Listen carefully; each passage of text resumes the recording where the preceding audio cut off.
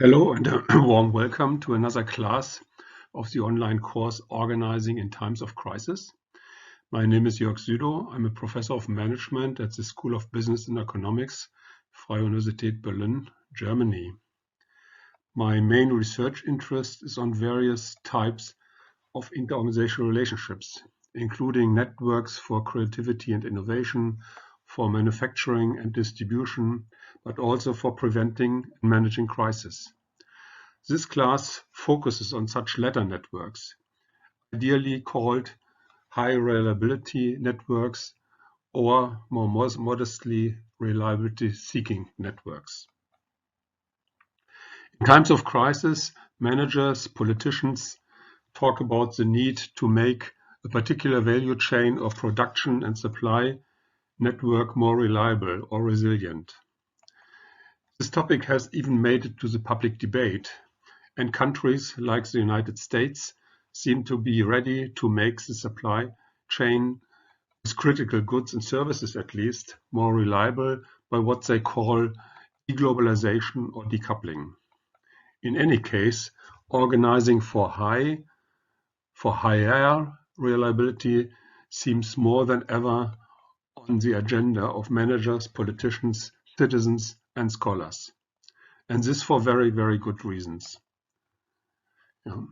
Scholarly debate about organizing for higher reliability is obviously not new.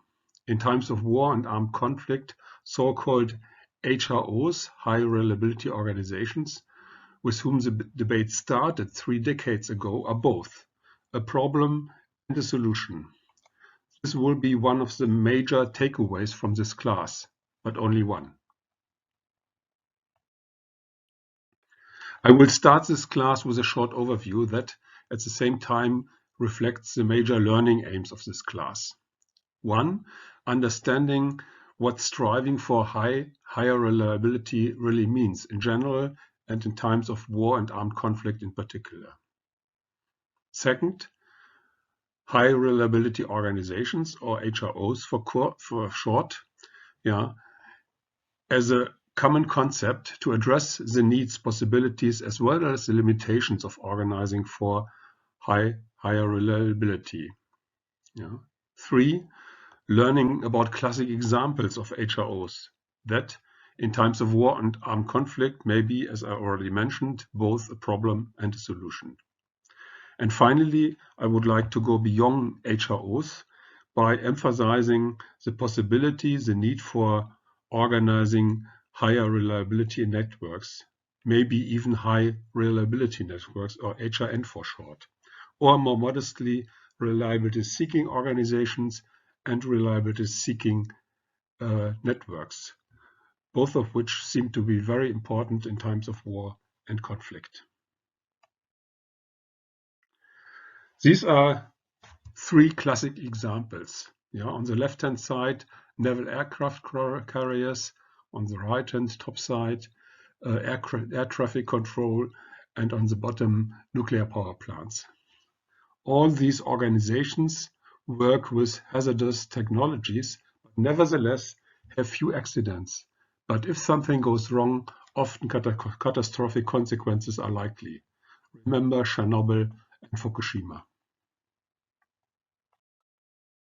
The Russian attack at an Ukrainian nuclear power plant, by the way the largest in Europe, in March 2022, points to the limits of HROs, although the power plant itself was not hit, but an administrative or training building on the compound. Ukrainian state emergency services confirmed some hours later that several dozen firefighters succeeded in extinguishing the blaze. Perhaps it was not even the goal of the Russian aggressors to hit the main reactor, as the Russians, at that time at least, wished to control rather than to destroy Ukrainian infrastructure.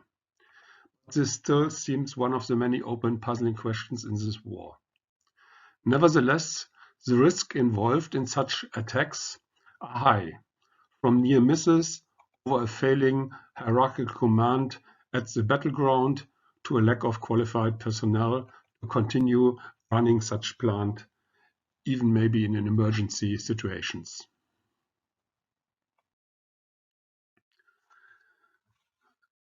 Let us try to understand reliability a little bit more closely. Yeah, I mentioned the examples of studying HROs, and the classic examples are nuclear power plants, as well as air and space traffic, air traffic control, and aircraft carriers in particular. In this course, I will first focus on reliability of organizations operating potentially hazardous technologies, such as just mentioned. Yeah. All these organizations exhibit, despite the employment of potentially hazardous technologies, astonishing high levels of reliability. Looking behind the examples, high reliability has more often than not to be rather secured by not a single organization, but a collective of organizations working reliably together. I will introduce these as HRN a little bit later. Yeah. All of this does, of course, not mean that more or less catastrophic errors or failure or even catastrophes do not occur. Think of, regarding nuclear power plants, the 3 Mile Island accident in 1979, Chernobyl in 1986, and Fukushima in 2011. And the dangers involved when the Russian army attacked the already mentioned plant in Chernobyl and Zaporizhzhia. Yeah. Let's try to define reliability from first the perspective of organizational management theory, and then from high reliability theory, which is a specialized theory focusing on originally high reliability organizations and now also on high reliability networks. First, OMT. Yeah. These are general theories of organization, but nevertheless, they develop an understanding of what a reliable organization may be. HRT, high reliability theory, is much more specialized, yeah, and looks at HROs and HSN. Furthermore, it is important to distinguish types of reliability, and I'm sure most of you associate with reliability a methodological understanding, which is fine, yeah, but is very distinct from the organizational or interorganizational reliability I will focus on in this class. They should not be confused with reliability as a methodological requirement, equivalent to validity and objectivity, yeah, or modest in mostly quantitative measurements in surveys, experiments, and so forth. Yeah, this is a different type of reliability. Now let's have a look more closely at the definitions OMT and HRT provide. Organization management theory, yeah, and this definition by Hannon and Freeman is quoted quite often. Reliability from this perspective is the unusual capacity to produce collective products and services, today one would add, to a certain minimum quality repeatedly. Yeah. HRT is different, yeah, and here is a more recent definition of high reliability organizations as the organization's ability to continuously provide a critical set of products and services, yeah, of predefined quality. Yeah, this pretty much goes along with the Hannon and Freeman definition, without disruption, by intentionally managing the risk to the safety and of processes and people within and without the organization, and by responding to and recovering and learning from unexpected adverse events. This definition is much more complex, but at the same time, it's also more focused on what is called HROs, high reliability organizations. Yeah. In sum, reliability is a very complex, multifaceted construct addressing consistent performance, yeah, delivery of products and services in a consistent manner. Yeah, a problem today you would addressed from a more practical perspective as business continuity management. At the same time, reliability is related to the safety of operations, the resilience, i.e. also the idea of recovering after a process has broken down. Yeah. And finally, to risk management. We will come to these concepts and the related relatedness in a moment. Yeah. Reliability, in essence, is the absence of catastrophe, but it's not the absence of errors. Yeah.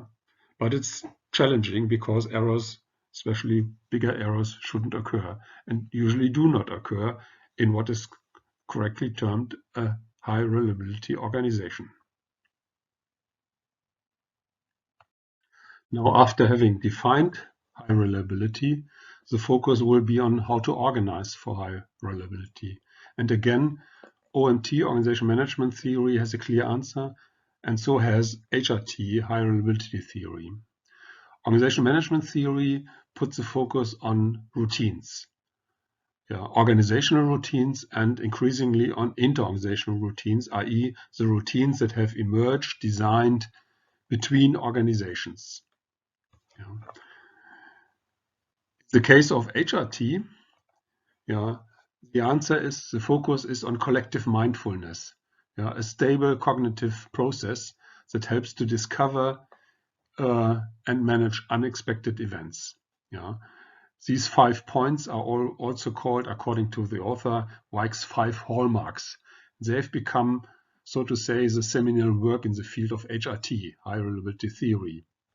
They point to the collective mindfulness, but they remain ambiguous and difficult to translate into practice. To cite one of the sources I will mention at the end of the lecture. Nevertheless, mindfulness remains important, and it is closely related to the repertoire of action capabilities. That's also a formulation picked up from Carl Weick. Preoccupation with failure, to come to the first one, means worrying about failure that you seldom experience. Watching out for weakened signals, for instance, in the maintenance department. Hardly any chance to learn from failure, despite incentives to report failures. This is a dilemma you have to work with. And preoccupation with failure helps. To put your mind on in this respect. The second one is reluctance to simplify interpretations. This could increase the likelihood of surprise, accept complexity, and cultivate requisite variety and skepticism. Third, sensitivity to operations, as a kind of situational awareness, which helps to be more reflexive.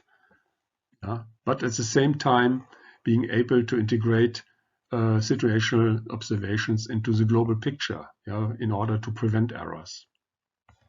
Fourth, commitment to resilience, learning to bounce back after hazardous event has occurred, including now the anticipation of possible events and coping with surprises. In consequence, the more recent understanding of resilience develops a little bit towards the understanding of reliability. And finally, deference to expertise. This means the loosening of hierarchical constraints. Let the decision being made where the problem arises. This allows a wider set of capabilities to be mobilized. In a recent review, culture is added, a kind of culture of reliability. And the authors claim it's a kind of integrative approach.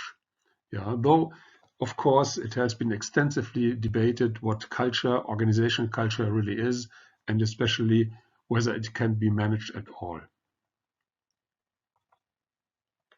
Both, that would be my conclusion for organizing high reliability, both routines as well as collective mindfulness are important, but, and this is an important point, both have to be reproduced in a continuous process of day-to-day activities. So you can speak of an HRO and later on of an HRN.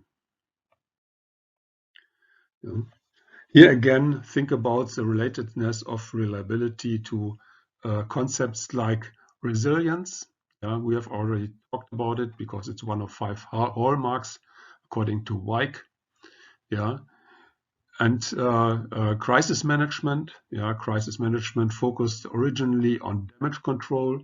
Today also it much more emphasizes the adaptations, the preventions of critical events, even considering positive aspects of crisis, not necessarily catastrophes. Error friendliness emphasizes, apart from error prevention and allowing for some errors, learning from errors or failures.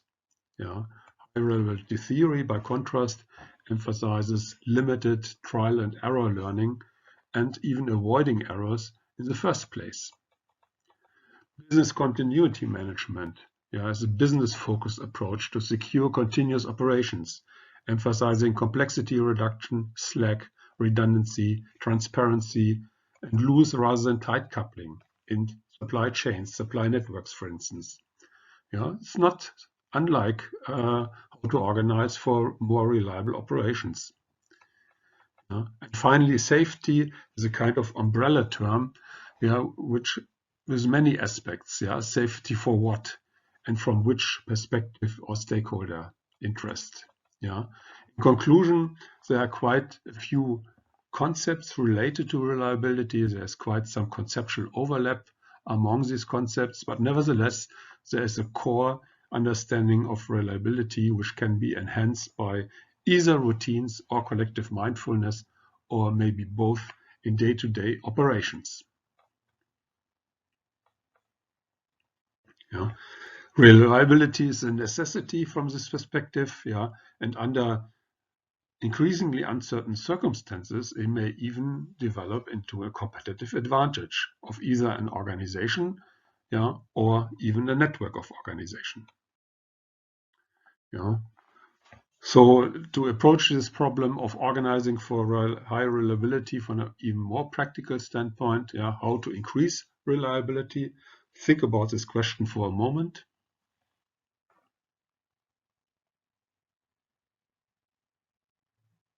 I will provide with maybe at the core 3 answers. First of all, technology. If it's possible to improve the potentially hazardous technology in terms of hardware or software improvement, please do so. Second, organizing for better, for instance, redundant routines, and more mindfulness, including, for instance, responsibility and accountability. This is the complementary organizing approach to improving technology. And third, you may look at the human resources, and managing the human resources accordingly. In particular, look at sufficient staffing, quantitatively as well as qualitatively, and provide training, retraining. This is often done in HROs, in real HROs, with the help of simulations, because of course you can't wait an error or failure to occur. Overall, the idea would be to institutionalize reflexivity, well beyond the capacity typically attributed at organizations, well beyond this capacity, So institutionalize this reflexivity, this awareness relating to technology, organizing aspects, as well as human resource management.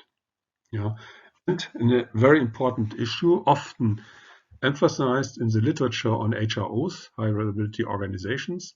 Of course, this orientation towards more reliability may be in conflict with economic short-term goals, such as efficiency, productivity, or even effectiveness.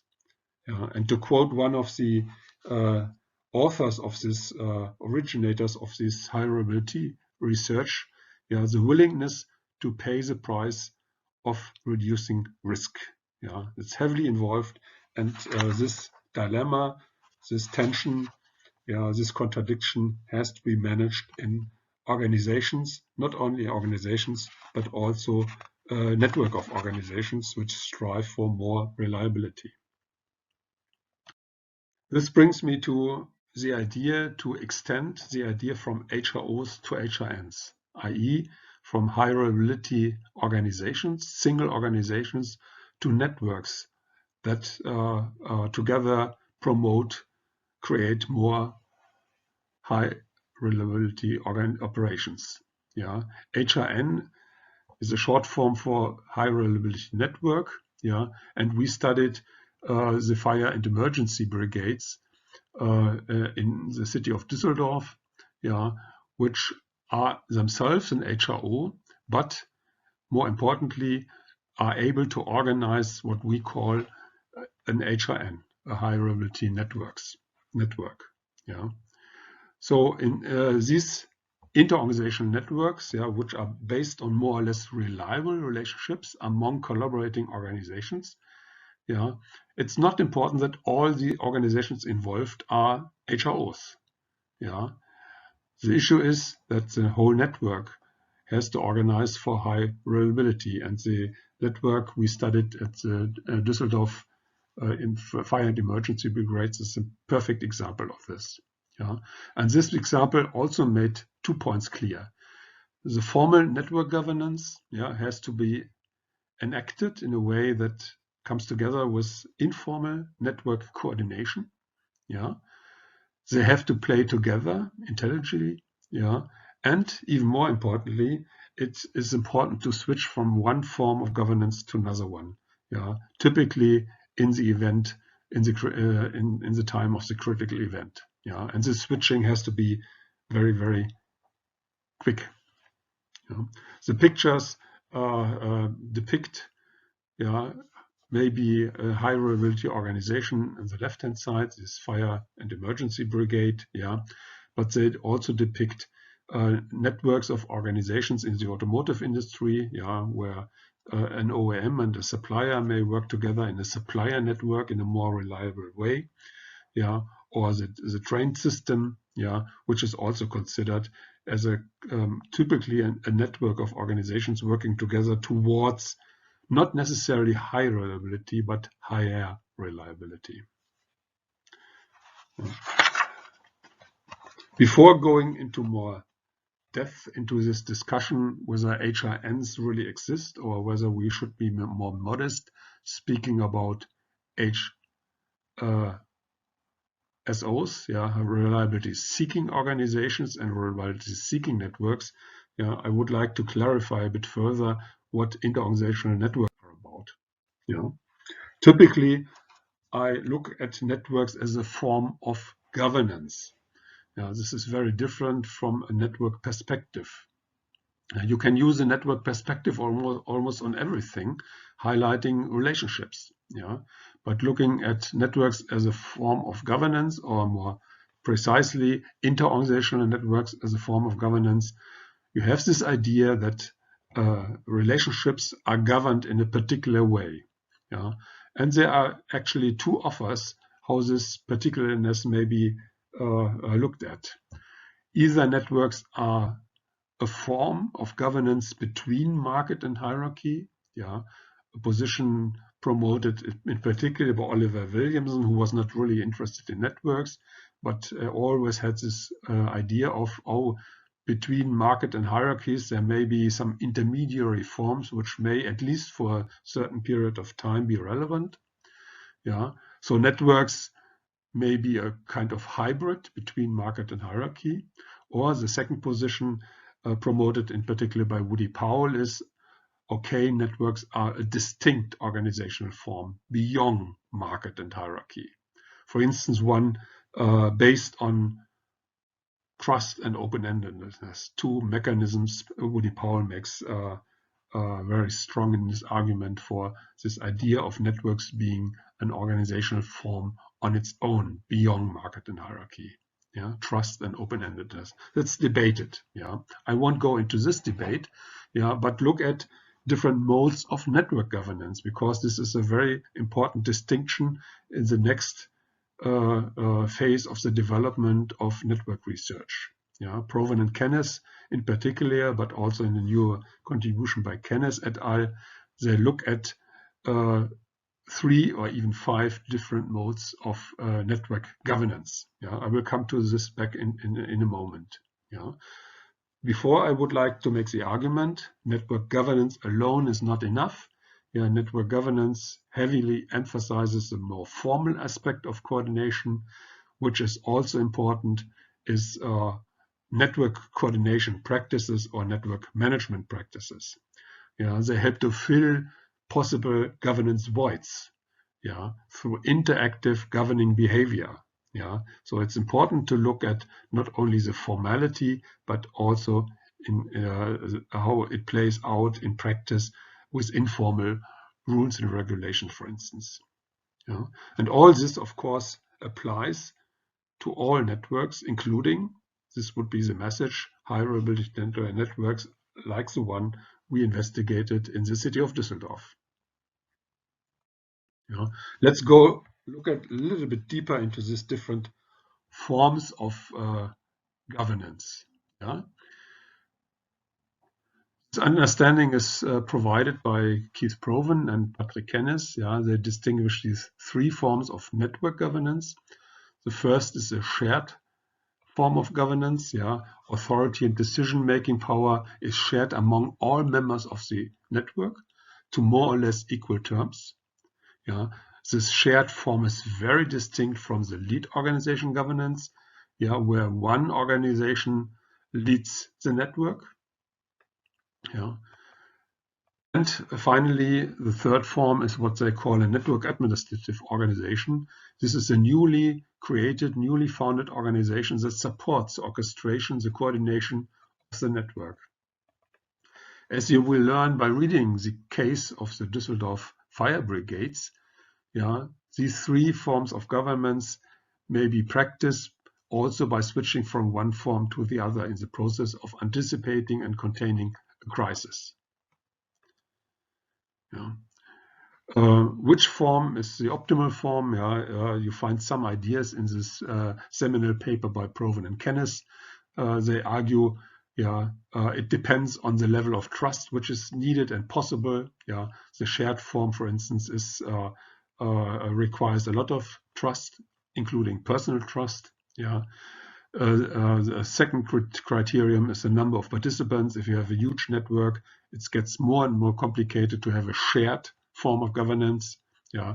So type 2, the lead organization governance, or type 3, the creation of a network administrative organization, become more attractive. Yeah. And if the goal consensus is not so great, again, types 2 and 3 are more appropriate, probably. Yeah. And network level competencies are relevant. Yeah, if in case the network has learned to manage more complex arrangements, then you may even go for a shared form of governance under circumstances where otherwise it would not be possible. Yeah, it's a kind of contingent theory of network governance these 2 authors provide, and in our paper, yeah, on the fire and emergency brigades in Düsseldorf, we go beyond that by focusing on dynamics. Yeah, less a comparative static approach. Yeah, but we focus on dynamics, and we focus on management practices. In this newer piece by Kennis et al., they add 3 more forms. Yeah, I think that's quite important, because a network administrative organization can coexist with a shared form of governance. Yeah, number 4, and with a lead organization governance. Yeah, number 5. And what is more, yeah, in the case of a lead organization, more than one lead organization may orchestrate the network. For me, the classic examples are Japanese keiretsu, yeah, networks by Toyota, Mitsubishi, and others, yeah, where you typically have more than one lead organization. In the case of Mitsubishi, the Mitsubishi keiretsu, for instance, we have 3. Yeah, the Shoko Shosha, the trading center, Mitsubishi Heavy Industries and the Mitsubishi Bank, and they coordinate the activity of the whole Mitsubishi network. It's quite an important distinction. You may think about whether this helps also to address reliability seeking organizations and reliability seeking networks. This is where we'll end next. And think, if you read this text of the Fire and Emergency Department Coordinated Network in Düsseldorf, which modes are used? Which kind of switching can you observe reading the text? I wish to conclude this class with some reflection on RSOs and RSN, i.e. on reliability seeking organization and reliability seeking networks. Two concepts which, especially in times of war and armed conflicts, will gain importance. RSOs, reliability seeking organization, and RSN, reliability seeking networks. This is a more modest formulation. They not strive for high reliability, but for more reliability. Either the single organization or the network. Because they are not able to achieve this level of reliability, which is characteristic of HROs and HRNs. Some examples are given here in the middle of this figure. Production and supply networks, hospitals, single hospitals, as well as hospital networks, and transportation systems. These are examples for organizations or networks that, not least in times of war and conflict, strive for more reliability without being able to achieve the high level assumed for HROs and HRNs. How do they do this? Of course, by using concepts from HROs and HRNs, i.e. organizational and interorganizational routines, organizing for collective mindfulness. Think of the 5 hallmarks of Carl Weick.